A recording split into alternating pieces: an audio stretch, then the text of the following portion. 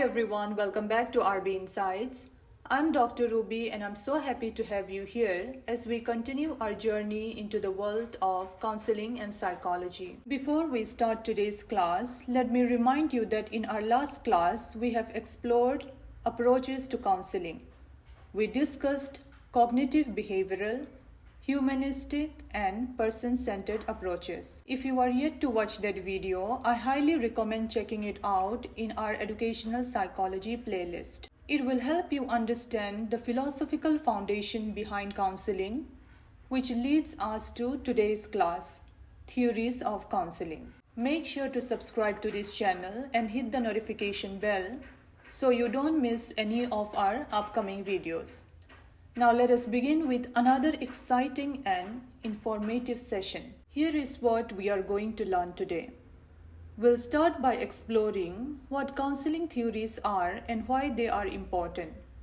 We will then discuss the four major theories of counseling, which are behavioristic, rational, emotive, and reality theories. And then we will make a comparison of these theories to understand them better and to highlight their unique focus areas. Now let us start with understanding what counseling theories are and why they are so essential. In simple terms, a theory in counseling is a structured framework that explains why and how counseling works. It gives us a roadmap to understand human behavior, emotions, and thought processes, helping counselors to apply specific techniques effectively. Here is an easy way to think about it. If an approach is like the philosophy behind counseling, then a theory is like the practical model that derives from it. For example, if a counselor uses the cognitive behavioral approach, they might rely on Albert Ellis' REBT, which is Rational Emotive Behavioral Therapy theory to replace irrational beliefs. This shows how theories translate broad ideas into actionable steps. So the first theory we will explore is the behavioristic theory. This theory is rooted in learning principles like classical and operant conditioning, which we have already learned in the earlier classes. You can find in the playlist Educational Psychology. So what is this theory about? The focus of behavioristic theory is on observable actions. It emphasizes changing maladaptive behaviors using reinforcement techniques. The key techniques that are used in this theory are systematic desensitization and token economy. Let me explain it to you. In systematic desensitization, imagine someone has a fear of public speaking. Through this method, they would gradually face their fear, starting with small steps like speaking in front of one person, then a small group until they feel confident. The token economy is widely used in classrooms. For example, a teacher might give stars for completed homework, which can later be exchanged for rewards like extra playtime or a treat.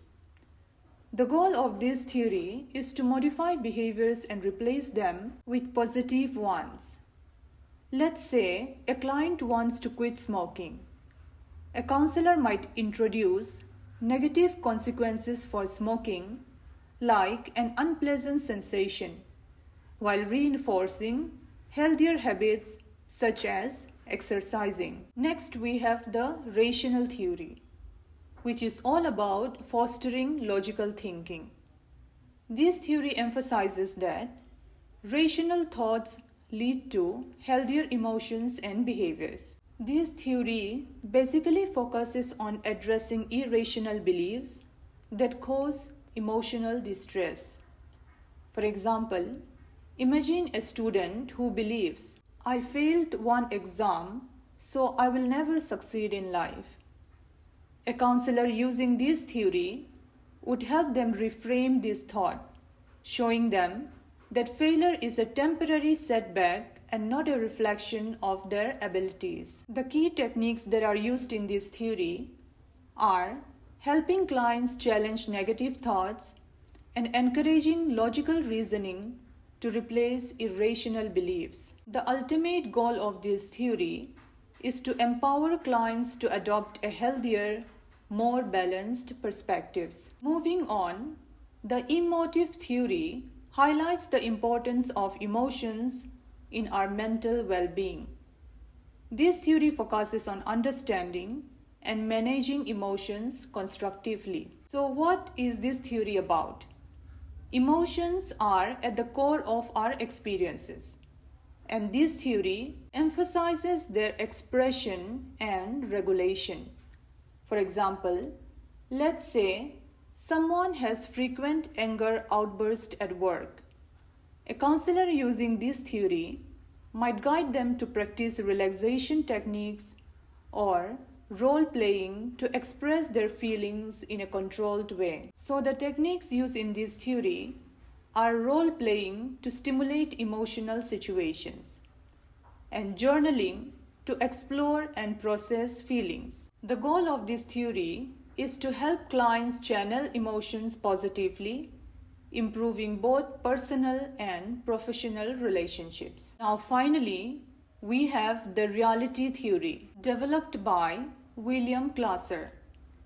This theory is all about personal responsibility and realistic decision making. So what is this theory about? This theory focuses on the present and encourages clients to take ownership of their actions and choices.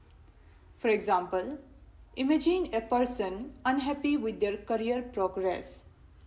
A reality theory-based counselor would help them set realistic goals, create actionable plans, and take responsibility for achieving them instead of blaming external factors like family or time. The key principles of this theory are that behavior is a choice and we are responsible for our actions. The focus is on the present, not the past. So the main goal of this theory is to help clients lead fulfilling lives by making conscious, realistic choices. Now let us compare these theories to understand their unique aspects. The behavioristic theory focuses on observable behaviors and emphasizes modifying actions through conditioning and reinforcement. For example, in addressing a fear of heights, this theory could employ gradual exposure and rewards to encourage positive behavior. In contrast, the rational theory emphasizes logical reasoning. It guides individuals to identify and challenge irrational beliefs. While behavioristic focuses on actions, rational work on transforming the thought process. For example, a student overwhelmed by academic failure would learn to view it as an opportunity for growth rather than a definitive judgment. The emotional theory shifts attention to managing emotions. Unlike rational, which targets thoughts, emotive focuses on expressing and processing emotions effectively. For example, a person struggling with workplace anger could benefit from role-playing exercises or journaling to channel emotions constructively. Finally, the reality theory stands out by promoting personal responsibility and emphasizing the present. Unlike emotive, which explores feelings, reality encourages practical choices. For example, a person unhappy with their job is guided to make actionable plans rather than dwelling on dissatisfaction. So that was all on today's class on the theories of counseling. I hope you liked the video and find it helpful. Please let me know in the comment section. Like, subscribe and share. Thank you for watching and see you in the next class.